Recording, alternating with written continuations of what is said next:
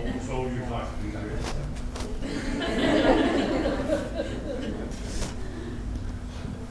The invitation that they sent out, it stated that they wanted a description of your military service and what the service meant to you.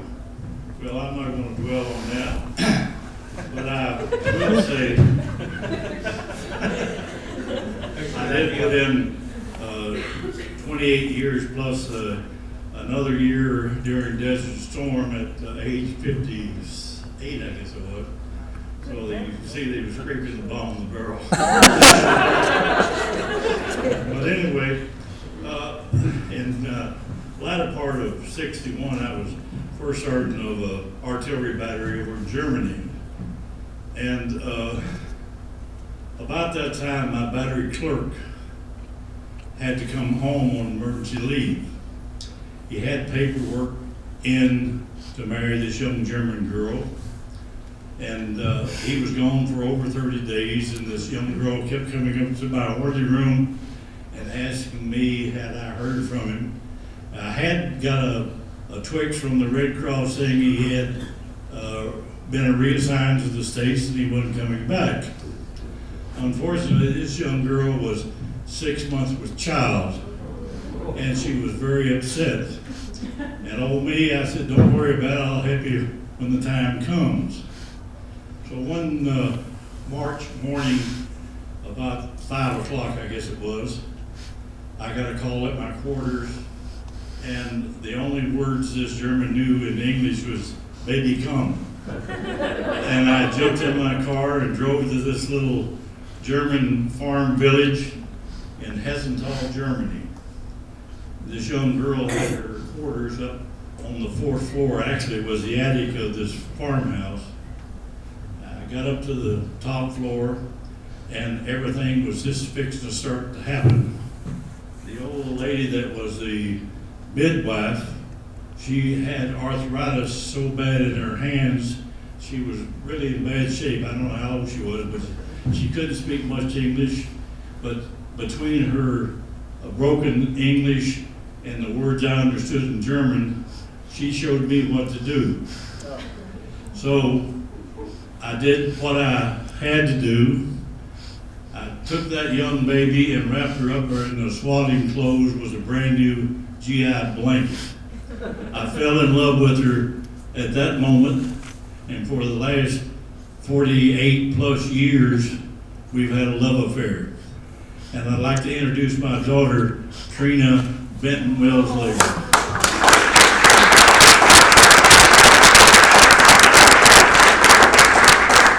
Trina's married, has 5 wonderful grandchildren. I have 5 wonderful grandchildren.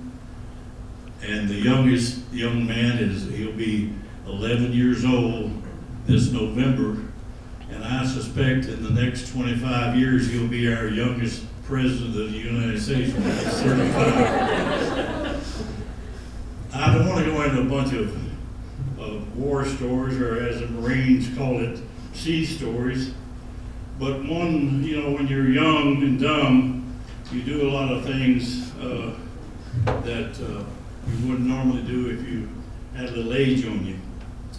I was stationed at Fort Benning, Georgia, when the Korean War started. We had 10 days to pack up our gear and head out to Camp Stoneman, California, wait there for a couple of weeks to catch a troop transport to Japan, where we got augmented into our ranks a bunch of Korean civilians that were just taken off the streets and put into uniforms. We stayed in Japan a couple of months training them.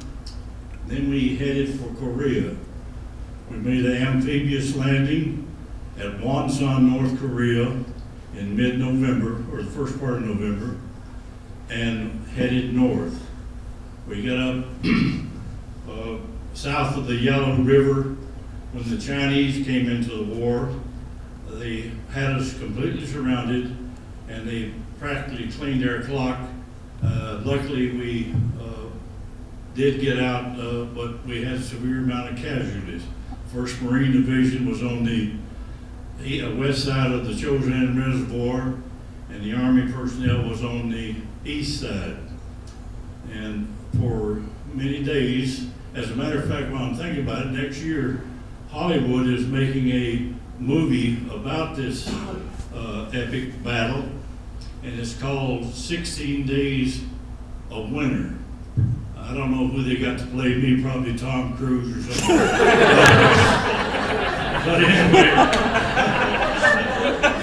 but anyway, it was hard times. Not only these people trying to do the end, but the weather was very severe, 30, 35 below zero. And of course our equipment was left over from World War II. It wasn't winter equipment, and a lot of guys bought the farm just froze to death, to be honest. But so much for that. I think it's great that soldiers coming back from war today are being recognized as heroes, and they are. The wars I participated in Korea and Vietnam, the Cold War, they were not popular wars. No war was really popular, but you know what I'm talking about. Troops from World War II, they got really good homecoming welcome. But Korea, people had a tendency to forget about Korea. You notice when people say World War II, they go right to Vietnam. They just kind of forget about what happened in Korea. But Korea was one of the most bloodiest wars in the short period of time that historians say that this country ever participated in. And I can attest to that. In Vietnam, a young man was from the National Guards here. When I came back from Vietnam, I was assigned here in Polk County as the advisor for the 116th Field Artillery, since I was artilleryman. And I spent that time with them until I retired in '74. And then, like I said, I was called back to active duty in 1990. That I know. I'll just be another one. Oh, you're fine. Oh, I did want to say one thing. I guess in the number of years that I served in the military, I was probably with 10, 12, maybe 13 different units.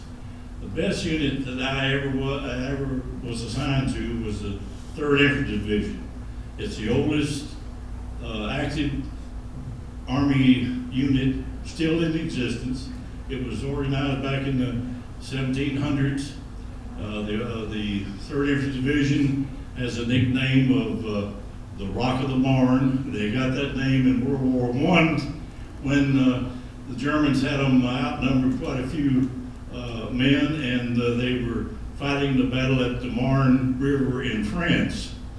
The 3rd Division held off this attack, in fact, routed the superior force, and since that time they've been known as the Rock of the Marne. In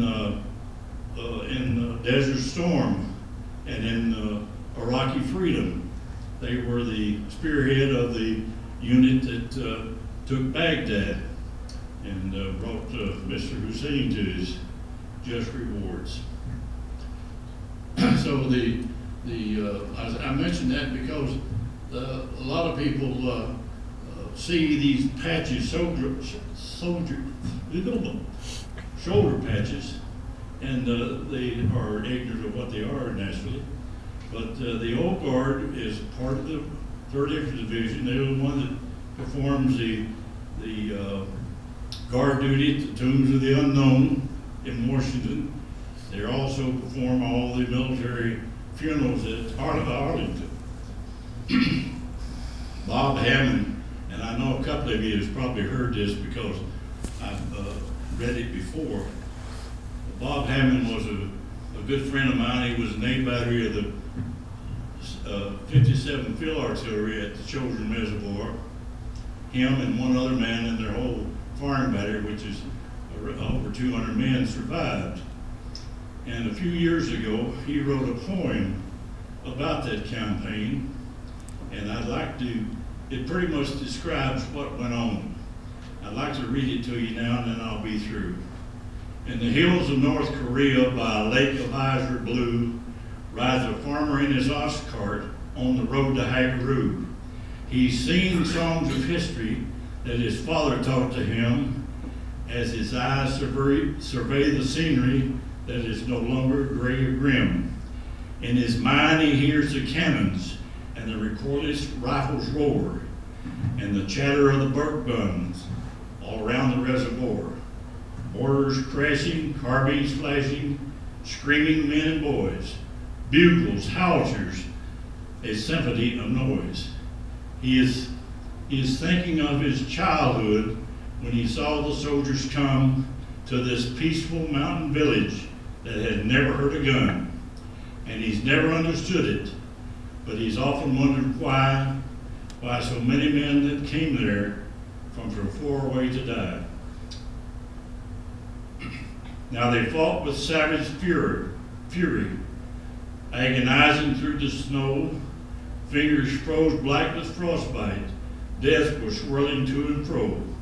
Colonel Fate, McLean, and 1,000 more fought and froze and bled to death at the chosen reservoir. In the hills of North Korea, by a lake of azure blue, there's no monument to witness, and no crosses are in view. Just some land of little value, covered well with fallen snow. But they say if you listen carefully, when the wind begins to blow, you will hear the ghostly bugles from the mountain pass nearby, and you may hear the battle raging from the mountain to the sky. The battle long is over now, but fought each night anew. In the dreams of those who can't forget, they're called the chosen few. So let the veterans tell the story. Let the legend live and grow.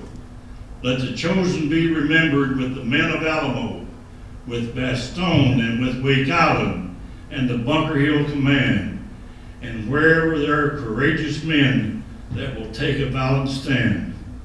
Once they fought to save a nation, they could not have offered more than the sacrifices made there at the chosen reservoir. Thank you very much.